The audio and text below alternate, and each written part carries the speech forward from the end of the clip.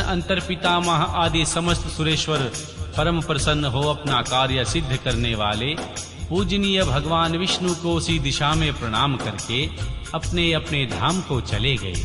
विप्रवर, प्रसंगवश मैंने रुद्र से अंधक की उत्पत्ति, वराह से हिरणाक्ष की मृत्यु, नरसिंह के हाथों उसके भाई का विनाश और भक्त प्रहलाद की राज्य प्राप्ति का वर्णन कर दिया।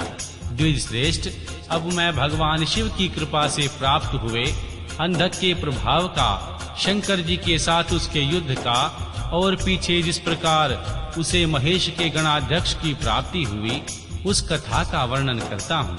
ध्यान पूर्वक सुनो।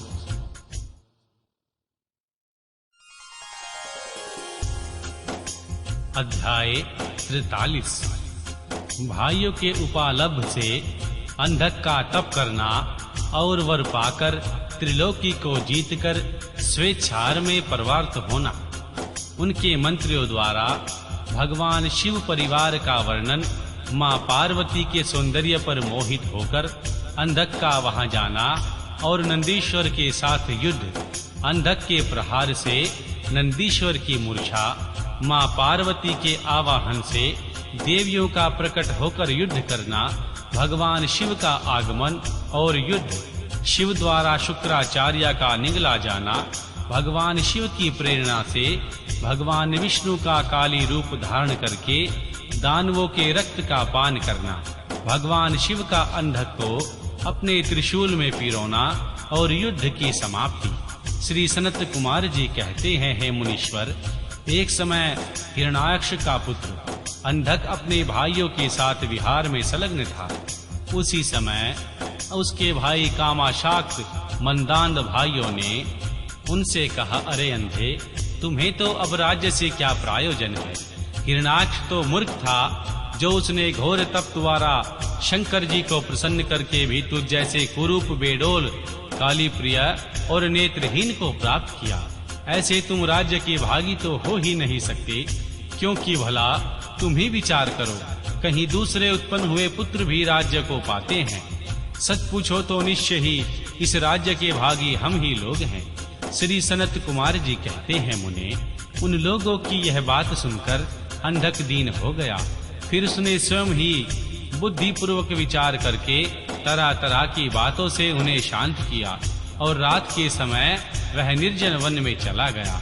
वहां उसने हजारों वर्षों तक तप करके अपने शरीर को सुखा डाला और अंत में उस शरीर को अग्नि में होम कर देना चाहा। तब श्री ब्रह्मा जी ने उसे वैसा करने से रोककर कहा, दानव, तू अपना वर मांग ले। सारे संसार में जिस दुर्लभ वस्तु को प्राप्त करने की तेरी अभिलाषा हो उसे तू मुझसे ले ले। पगयोनि ब्रह्मा के वचन को सुनकर वह दैत्य दीनता एवं नम्रता पूर्वक कहने लगा, भगवन, जिन निष्ठुरों ने मेरा राज्य छीन लिया है वे सब दैत्य आदि मेरे भृत्य हो जाएं। मुझ अंधे को दिव्य चक्षु प्राप्त हो जाएं। इंद्र आदि देवता मुझे कर दिया करें। देवता, दैत्य, गंधर्व, यक्ष, नाग, मनुष्य दैत्यों के शत्रु नारायण, सर्वमय शंकर तथा अनन्य किन्हीं भी प्राणियों से मेरी मृत्यु न हो। उसके उस अत्यंत दारुण वचन को सुनकर श्री ब्रह्मा जी आशंकित हो उठे और उनसे बोले, श्री ब्रह्मा जी ने कहा, दैत्येंद्र, ये सारी बातें तो हो जाएंगी, किंतु अपने विनाश का कोई कारण भी तो स्वीकार कर ले, क्योंकि जगत में ऐसा कोई प्राणी न हुआ और न ही होगा जो काल के गाल में न गया हो। फिर तुझ जैसे सत्पुरुषों को तो अत्यंत लंबे जीवन का विचार त्याग ही देना चाहिए। श्री ब्रह्मा के अनुनय भरे वचन को सुनकर वह दैत्य पुनः बोला। अंधक ने कहा, प्रभो, तीनों कालों में जो उत्तम, मध्यम और नीच नारियां होती हैं, उन्हीं नारियों में कोई रत्न भूता नारी मेरी भी जननी होगी। वह मृत्यु लोक के लिए दुर्लभ तथा शरीर, मन और वचन से भी आगम्य है। उसमें राक्षस भाव के कारण जब मेरी काम भावना उत्पन्न हो जाए तभी मेरा विनाश हो। उसकी यह बात सुनकर स्वयंभू भगवान ब्रह्मा को महान आश्चर्य हुआ। वे शंकर जी के चरणों का स्मरण करने लगे। तब शंभु की आज्ञा पाकर वे उस अंधक से बोले, श्री ब्रह्मा जी ने कहा, दैत्यवर, तू जो कुछ चाहता है तेरे वे सभी काम वचन पूर्ण होंगे। दैत्येंद्र, अब तू उठ, अपना अभिष्ट फल प्राप्त कर और सदा वीरों के साथ युद्ध करता रहे। मुनीश, हिरणाक्ष पुत्र अंधक के शरीर में नसें और हड्डियां ही शेष रह गई थी। वह ब्रह्मा के ऐसे वचन को सुनकर शीघ्र ही भक्ति पूर्वक उन लोकेश्वर के चरणों में लौट गया और इस प्रकार बोला। अंधक ने कहा, विभो, जब मेरे शरीर में नसें और हड्डियां मात्र शेष ही रह गई हैं, भला इस देह से शत्रु सेना में प्रवेश करके मैं कैसे युद्ध कर सकूंगा? अतः आप अपने पवित्र हाथ से मेरा स्पर्श करके इस शरीर को मांसल बना दीजिए। श्री सनत कुमार जी कहते हैं, महर्षि, अंधक की प्रार्थना सुनकर श्री ब्रह्मा जी ने अपने हाथ से उनके शरीर का स्पर्श किया। फिर वे मुनि गणों तथा सिद्ध समूहों से भली भांति पूजित हो देवताओं के साथ अपने धाम को चले गए। श्री ब्रह्मा के स्पर्श करते ही उस दैत्यराज का शरीर भरा पूरा हो गया, जिससे उसमें बल का संचार हो गया। नेत्रों के प्राप्त हो जाने से वह सुंदर दिखने लगा। तब उसे प्रसन्नता पूर्वक अपने नगर में प्रवेश किया। उस समय प्रहलाद आदि श्रेष्ठ दानवों ने जब उसे वरदान प्राप्त करके आया हुआ जाना, तब वे सारा राज्य उसे समर्पित करके उसके वतवर्षी भृत्य हो गए। तदनंतर अंधक सेना और भृत्य वर्ग को साथ ले स्वर्ग को जीतने के लिए गया। वहां संग्राम में समस्त देवताओं को पराजित करके उसने वज्रधारी इंद्र को अपना करद बना लिया। उसने यत्र तत्र बहुत सी लड़ाइयां लड़कर नागों, सुवर्णों, श्रेष्ठ राक्षसों, गंधर्वों, यक्षों, मनुष्यों और बड़े बड़े पर्वतों, वृक्षों और सिंह आदि समस्त चौपाइयों को भी जीत लिया। यहाँ तक कि उसने चराचर त्रिलोकी को अपने वश में कर लिया। तदनंतर वह रसातल में, भूतल पर तथा स्वर्ग में जितनी सुंदर रूप वाली नारियां थी, उनमें से हजारों को जो अत्यंत दर्शनीय तथा अपने अनुकूल थी, साथ लेकर विभिन्न पर्वतों तथा नदियों के रमणीय तटों पर विहार करने लगा। दैत्यराज अंधक सदा दुष्टों का ही संग करता था। उसकी बुद्धि मंद से अंधी हो गई थी, जिससे उस मूढ़ को इसका भी कुछ ज्ञान नहीं रह गया था।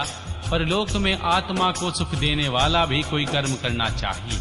इस प्रकार वह महामनस्वरी दैत्य उन्मुक्त हो गया और अपने सारे प्रधान पुत्रों को कुतर्कवाद से पराजित करके दैत्यों सहित संपूर्ण वैदिक धर्मों का विनाश करता हुआ विचरने लगा। वह धन के मद से अभिभूत हो वेद, देवता, ब्राह्मण और गुरु आदि किसी को भी नहीं मानता था। प्रारब्धवश उसकी आयु समाप्त हो चुकी थी। इसी से वह स्वेच्छाचार में प्रावृत व्यर्थ में ही अपनी आयु के शेष दिन गंवाता हुआ रमण कर रहा था। उस दानव श्रेष्ठ के 3 मंत्री थे, जिनका नाम था दुर्योधन, धैदस और हस्ती। एक समय उन तीनों ने उस पर्वत के किसी रमणीय स्थान पर एक परम रूपवती नारी को देखा। उसे देखकर वे शीघ्रगामी श्रेष्ठ दैत्य हर्षमग्न हो तुरंत ही महादैत्यपति वीरवन अंधक के पास पहुँचे और बड़े प्रेम से उस देखी हुई घटना का वर्णन करने लगे। मंत्रियों ने कहा, दैत्येंद्र, यहाँ एक गुफा के भीतर हमने एक मुनि को देखा।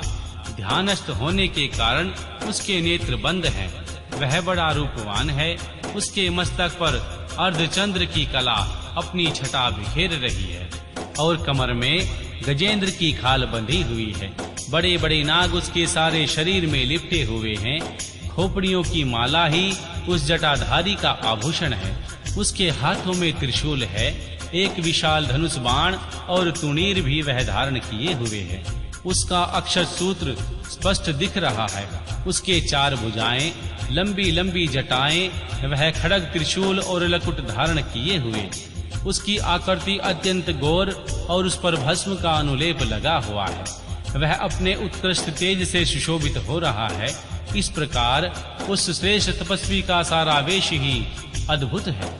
उसे थोड़ी ही दूर पर हमने एक और पुरुष को देखा, जो विकराल वानर सा है। उसका मुख बड़ा भयंकर है।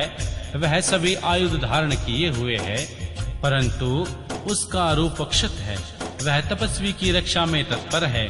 उसके पास ही एक बूढ़ा सफेद रंग का बैल भी बैठा है।